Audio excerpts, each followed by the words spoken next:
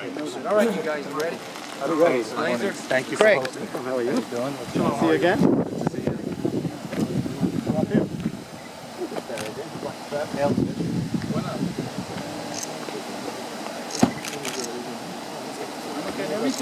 Okay. How are you? Why did you do that? I appreciate it. Great to be here. Great to see you. Looking forward to it.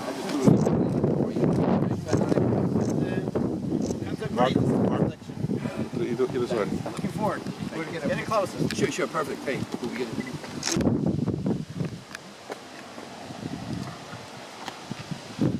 The new senator, the next senator of the United States. Yes, sir. Next New Jersey senator. I'm the current president of the Republican Club in Lakewood, the regular Republican Club of Lakewood.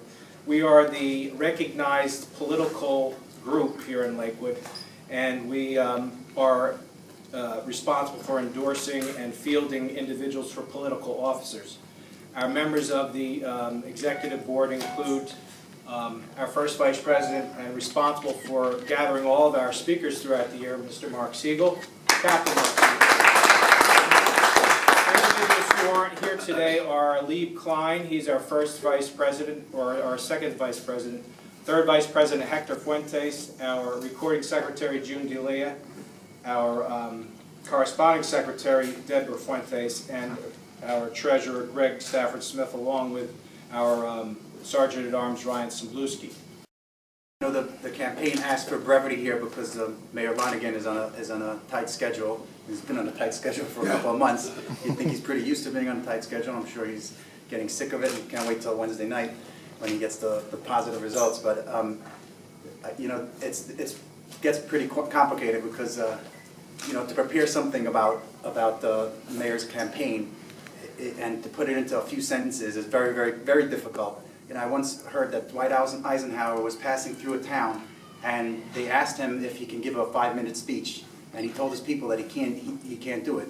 He doesn't have time to prepare, so they told him it's just 5 minutes. So he said, let me tell you, to give an hour speech takes me 5 minutes to prepare, but to give a 5-minute speech takes me many hours to prepare. So how do you take a campaign so complex and stick it into a couple of minutes? It's really, and especially when you take up 2 minutes with that Dwight Eisenhower story. That complicated matters even further, didn't it? But you know, a few months ago, if I had told you there was someone running against Cory Booker of national acclaim, you would have told me that why would the guy bother? And I actually recall there were many people who were thought to be the next contender on the Republican side who dropped out because in such a short time, how much could you accomplish in a U.S. Senate race? As you heard from Craig, my township committee race was a couple of months. And even that was complicated. And here you have to swarm the entire city with Lonegan's paraphernalia and Lonegan's speeches, and it just, I don't know how his campaign team puts up with it. I'm sure it's been a whirlwind of a few months.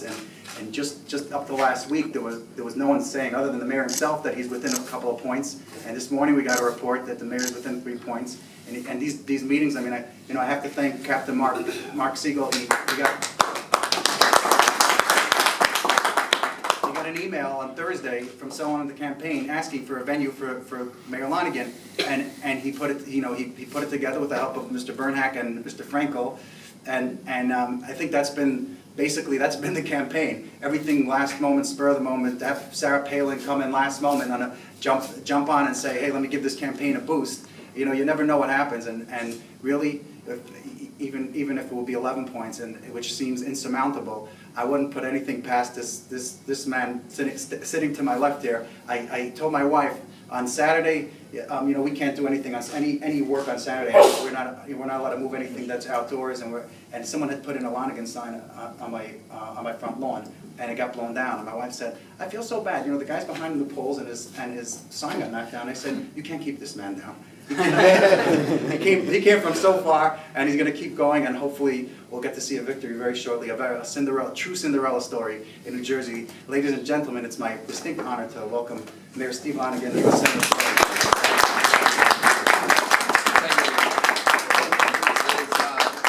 Mayor, thank you. It's an honor to be here, and you serve in the most important level of government, and as a mayor of a local community, which I certainly know a lot about. I want to thank Joshua Bernhack for hosting this today, for opening up your home and allowing me to be here. This is very important to me.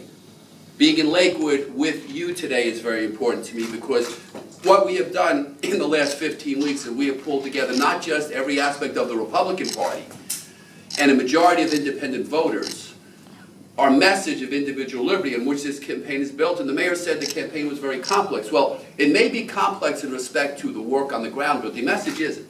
The message of this campaign has been liberty. It's about returning a country to a nation founded on a belief that we are endowed by our Creator with certain unalienable rights, amongst them life, liberty, the pursuit of happiness. This nation is founded on Judeo-Christian values. One thing I learned a long time ago in my studies over the years is everything I need to know about governing is in the Old Testament. As a people, to be so free and so prosperous that we can flourish in all of our communities and share our common values. Our beliefs in the sanctity of marriage as the foundation building block of our culture, of our families, of our faith, and our belief in the sanctity of human life, which to me is good.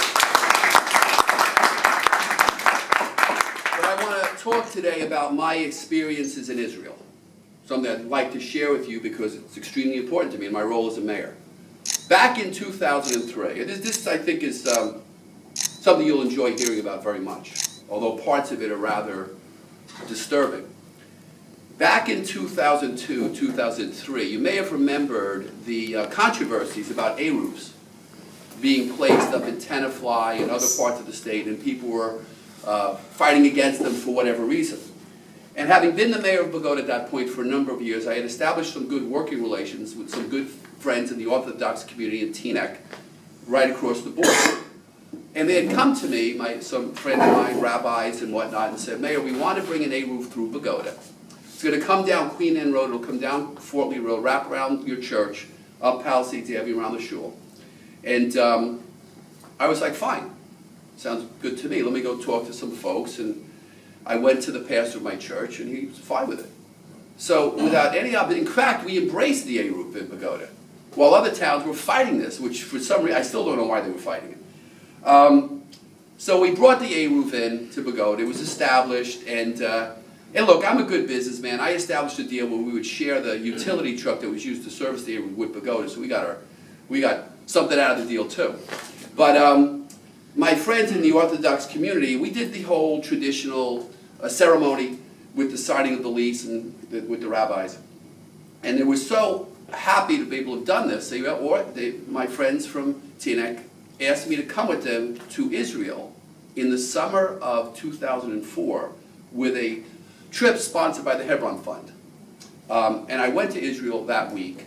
And we were going there to deliver, as part of their mission, an ambulance motorcycle that was equipped to go into bomb sites, unfortunately, because you can't get a regular vehicle in, and the ambulance motorcycles were effective in getting immediate relief to victims in those bombings. And as part of this, we decided to go one step further. To establish our relationship, we decided that we would do a sister city proclamation between the borough of Bogota and Beidel. I had been familiar with Beidel. I had been to the Beidel dinners and sponsoring Beidel in New York with my friends in the Orthodox communities earlier than that. So I wanted to do the sister city proclamation. So we established a sister city proclamation between the borough of Bogota and Beidel. And we went to deliver this proclamation as a show of unity to the city of Beidel in August of 2004. When we went to Israel, the trip was for the purpose of meeting with victims of terror and delivering that ambulance motorcycle. And I had that opportunity, emotional one, to meet face to face with people, fathers, mothers, who had lost their families in only the recent year or two in bombings. One family had lost their grandfather in Sderot, which I visited, when a bomb came out of the Gaza Strip, a missile, and struck him as he sat outside his grandchild's nursery school. Another was a man who lost his wife and children. Sitting face to face and hearing their stories was deeply moving. The one that stuck in my mind the most was a young lady named Lenore Hamelish, who I met with. She was scarred all over her face and arms because the event had only been tragically a year or so earlier. And Lenore and her husband and 2 children were traveling in a Toyota on the way to their settlement from Jerusalem when they were bombed. And the car was blown off the side of the road. Her 2 children and her husband were killed instantaneously.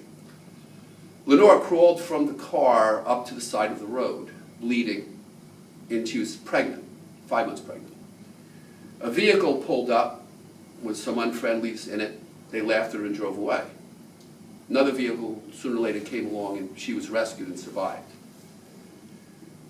To look into the face of someone who suffered this way, to meet with families of victims of terror on this level, is deeply moving and disturbing and gives you a full depth of understanding and the vision of what terrorism means at home and what the assaults on Israel mean and should mean to Americans. It could only renew my commitment to strengthening Israel as an ally in the Middle East and my understanding of the horrors of terrorism and the enemy's willingness to kill, maim, and destroy the most innocents among us. To bomb people off in their car, a family, peace-loving family, just beyond description. After having met with a number of these victims and traveled out to the Gaza Strip for the turnover, we went out to Beit El. This story was covered in the Jerusalem Post and our Sheva Radio pretty heavily.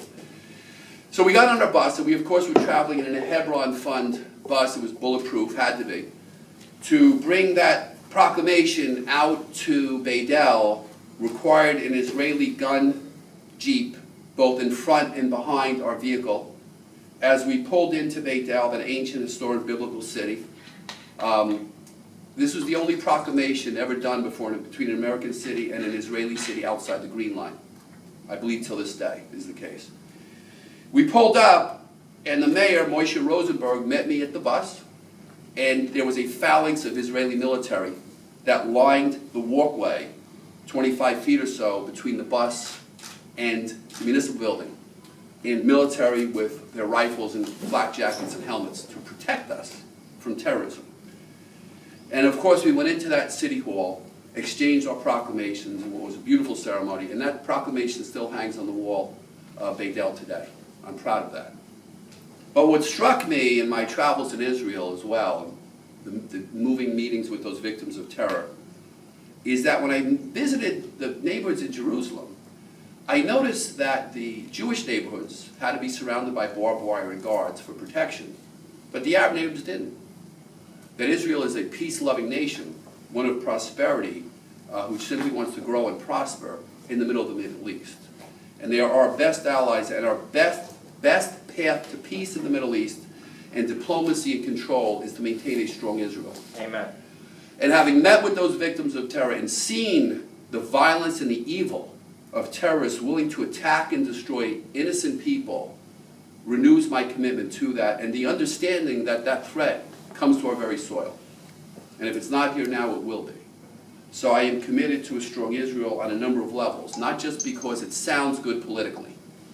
A lot of people say that.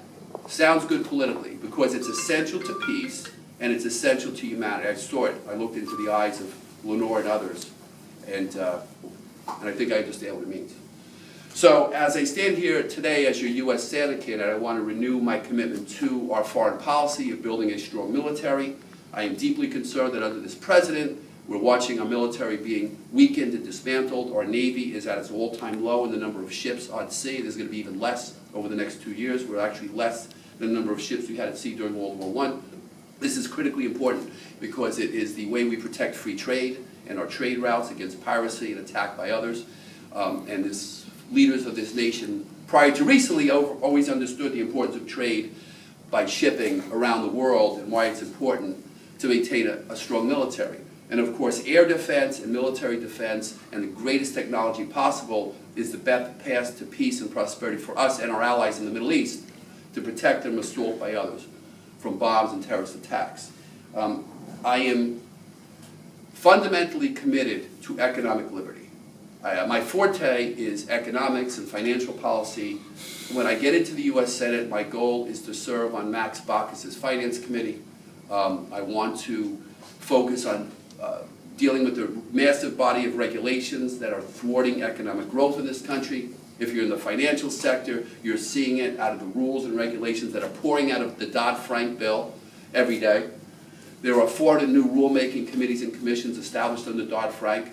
Many people in the market, financial sector, have already seen the choking effect of compliance requirements, and they've only made their way through about 1/3 of the committees they want to establish to create rules and regulations, and those are the easy ones.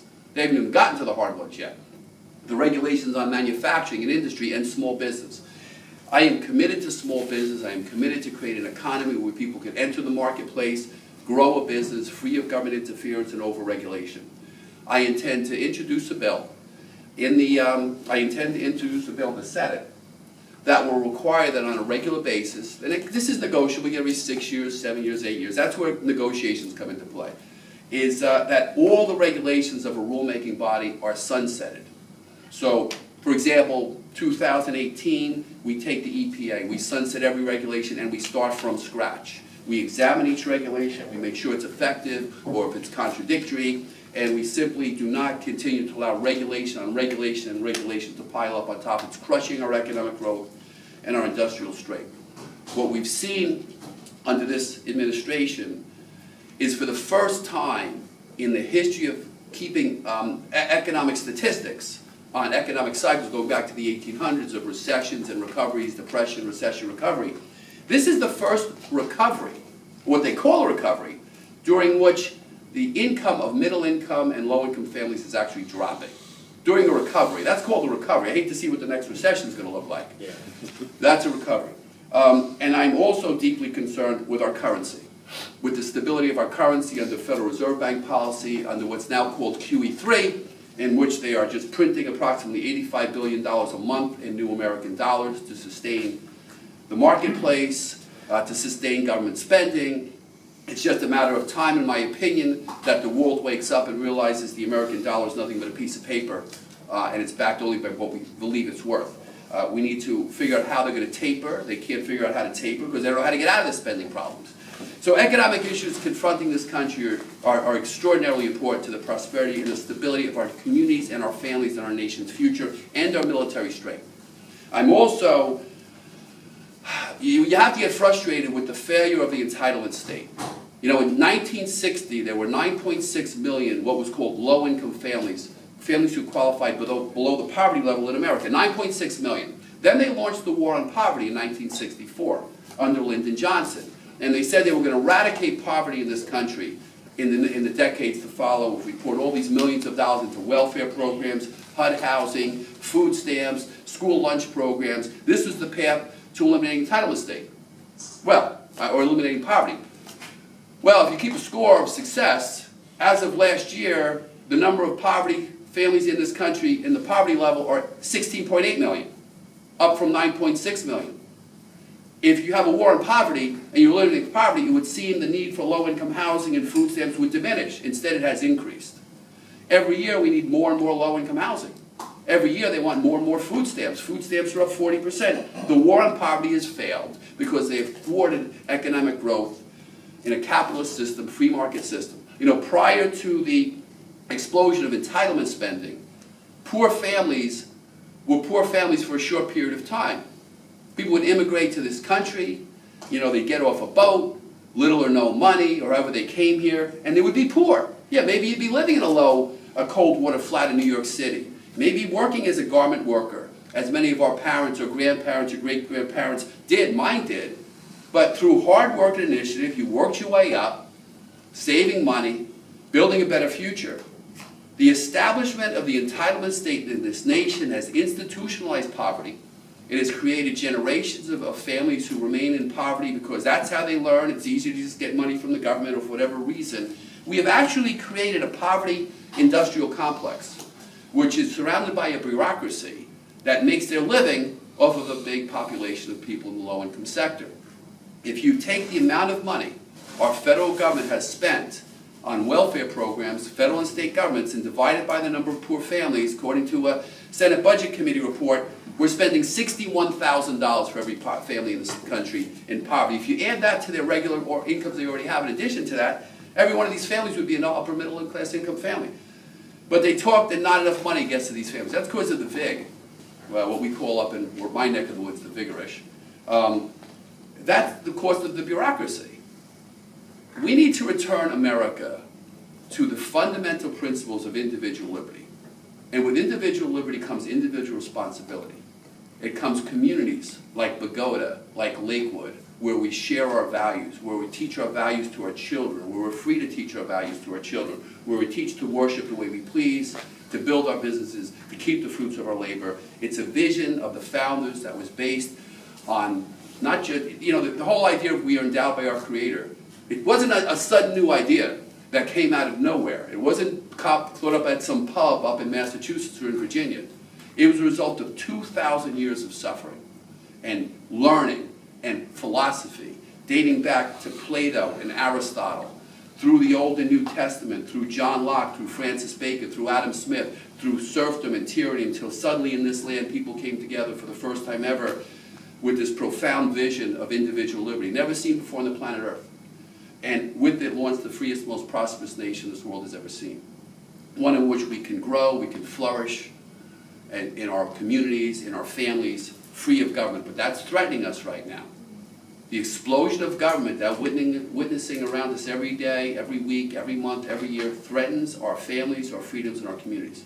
With overregulation, invasion of our privacy, assaults on our freedom of speech, and the core of this are individual liberties.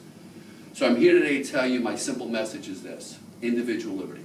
Returning America to a nation founded on the belief in an unlimited government that releases the unlimited potential of every one of us to reach a highest level of success, to fail along the way, to stumble along the way, but to prosper and to keep the fruits of our labor. That's my message. And my number one measuring stick, when I'm in Washington, D.C., on every vote I cast, is simply this: am I defending your liberty? If I can do that in the course of my political career, I will have achieved everything I've set out to achieve. So I want to thank you for having me today, and I'll take any questions. Thank you.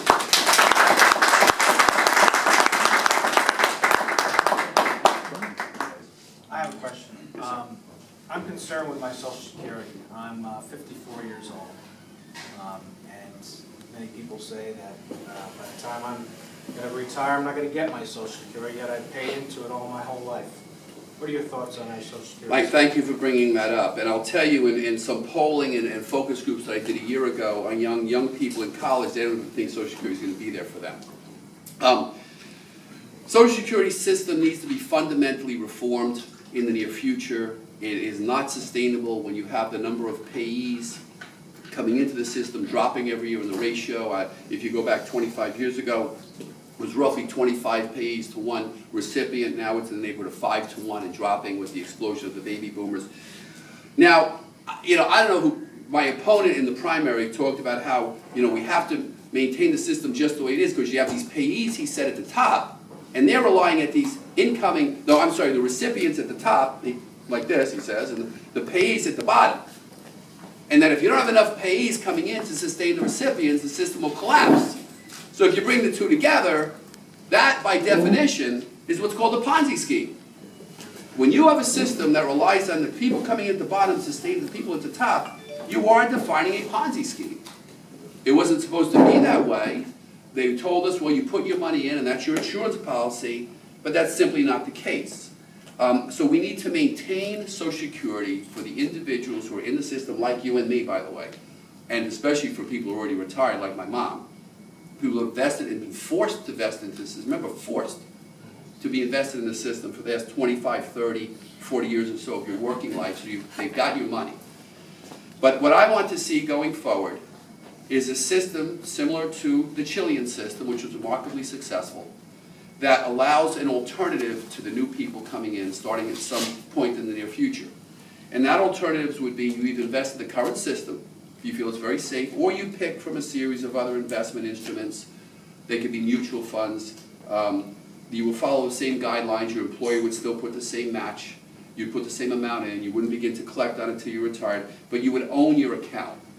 You would own a personal account, and you could choose. What they did in Chile is they had 6 or 7 mutual funds that people could invest. This was 1981 that they launched this program. And they offered the Chilean people an alternative. They said either go into the current system, and when you retire, you're guaranteed your guaranteed pay, or invest your money into your own personally held account. And of course, when this was done, People know this is ridiculous, you can't possibly, trust the market, the free market, and you can't expect people to make their own investment decisions, although the decisions were limited to 6 or 7, relatively low-risk funds. And by the way, Chile had an over 60% illiteracy rate. How can you expect these illiterate workers to worry about their own investments? It's remarkable how literate people become when it comes to money. Absolutely remarkable. And what happened when they rolled out the system, 95% of Chileans chose the personal accounts. That was 1981. This started the exact month Ronald Reagan was sworn in as president. 32 years later now, Chile has become South America's most prosperous nation. They have virtually no debt. They have a massive accumulation of personal wealth. The average Chilean worker over the last 32 years has seen an average 9.2% return on their investment. Chilean workers every month pull up their Social Security savings book to see what their new net worth is. They can leave their investment to their children without inheritance taxes and continue to roll over it. So Chilean has established this enormous amount of personal capital and independence. The system is remarkably successful. Had we adopted that situation in 1981, America would be a far more prosperous place today. What concerns me the most, too, about the future of our own system as it heads towards its inevitable insolvency, and everybody knows this, politicians know it, Washington, they simply have their head in the sand, they don't want to address it, is that as you and I are standing here right now, the nation of China and its 4 billion inhabitants who have no such system are considering to adopt a system like Chile's. They've had representatives in Chile examining it for a while. Concerns me where that we'd be 30 years from now if those 4 billion Chinese put their yen into their special little savings accounts every year and the wealth accumulation that can occur there, affecting them. So this is something I want to address boldly. I think it's something that will benefit, I know it's something that will benefit America greatly. So, Thank you. long answer to a question. Yeah. Question is, we know in New York City the administration is limiting religious freedom by actually prohibiting certain circumcisions and putting stores that they can't have the modesty guidelines. From a federal level, how would you address this issue? By upholding a little document called the United States Constitution. It really becomes kind of simple. It's about the Constitution, the Bill of Rights. Religious freedom is fundamental to this nation, and it always has been. And it's something that is actually critical to me. I am deeply disturbed as a Catholic about Catholic institutions being forced under Obamacare to distribute contraception. My mother happened to be this secretary to the president of St. Vincent's Hospital, who was one of the last nuns to run that hospital. Deeply disturbing to see this assault on our religious liberties by the government. What happened to the separation of church and state?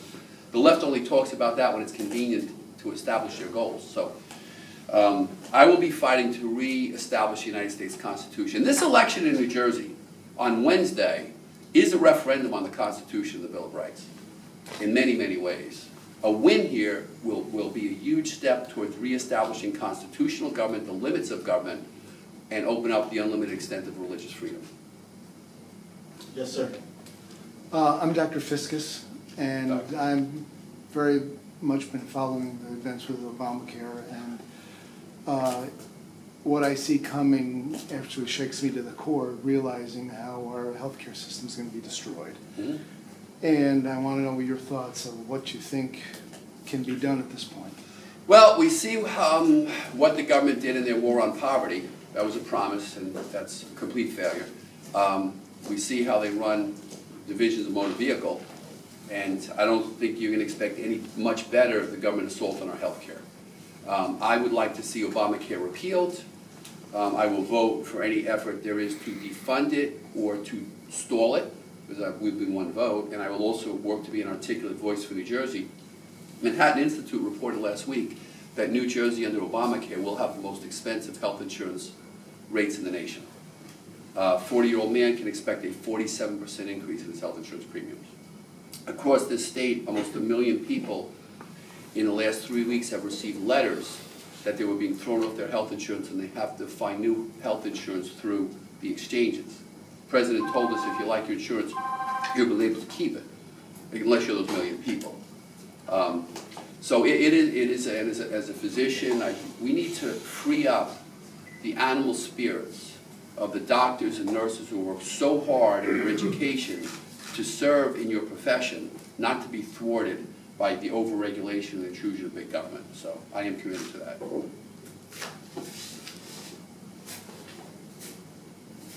Senator, would you be able to talk about family values, your opinion on family values?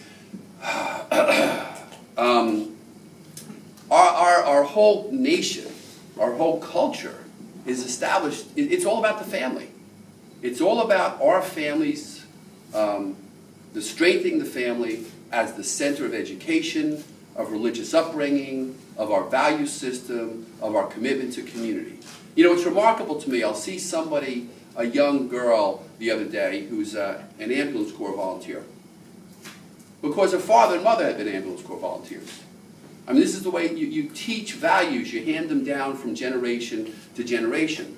And what I'm seeing in this expansion of big government, and we're seeing its impact, by the way, of this failed welfare state on your urban and rural areas, both white and black families that have fallen into the trap of the welfare state, is the dismantling of the family.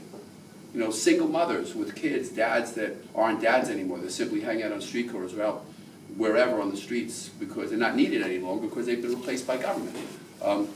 So, you know, when my mom and dad were married, my wife and I were married, and my daughter and I were married in the same church over 50 years. And those values, the traditional values of family have been handed down from generation to generation. Our democracy cannot continue to exist without maintaining the family as a central unit of our nation, our society.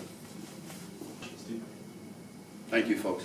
Gentlemen, I appreciate it very, very much. I want to thank the mayor, Josh, for having me here. And I truly believe, I think we all know, my values and my beliefs will resonate through Lakewood and through the state of New Jersey. And on Wednesday, October 16th, we are going to have a historic victory in this state. So it's only appropriate that, out of Ocean County, that we're here in Ocean County, because it's Ocean County where the tidal wave of change is going to roll towards Washington, D.C. So thank you, everybody. Thank you for having me. Good. And you'll see it. It's going to be the same way. 100% pro-traditional marriage, 100% pro-life. Well, so good luck to you. Thank you very much. And school vouchers. Yeah, school I didn't even bring that Bring it up. up. Yeah, I should have. Yeah, what do you say? Oh, I support school vouchers 100%.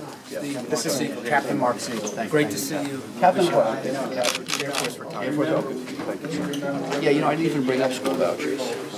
So maybe get a statement now about school vouchers. It's very important. Do you want me to redo that? I mean, say now. No, you're fine right here. Oh yeah, I'm 100% support of school choice.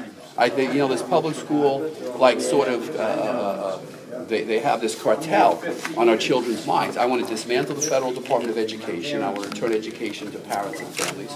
And I want to see school vouchers across the country. Always have, always will. And so, yeah, that's something you can count on for me. Make phone calls, get our people to the polls. Get the people who believe in the sanctity of life, the incredible importance of traditional marriage, fighting this assault on our marriage of a man and a woman, which is the foundation, building stone of the family, who believe in school vouchers, who believe in individual liberty and economic freedom, to get them to the polls on Wednesday. Everything's on the line.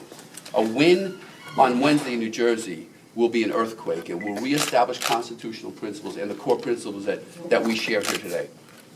If a loss was to occur, we're not going to let that happen. It will validate the attack on our families. It will validate what you're seeing come out of Washington. The whole country's watching this race, gentlemen. The whole country's watching this race. And they're all coming in the next couple of days to help me, and they're going to come in and try to help the other guy. So I need your help. It's going to come down to us and Lakewood. I think Lakewood can be a huge factor in this election in a low turnout race. So I thank you very much for the hard work.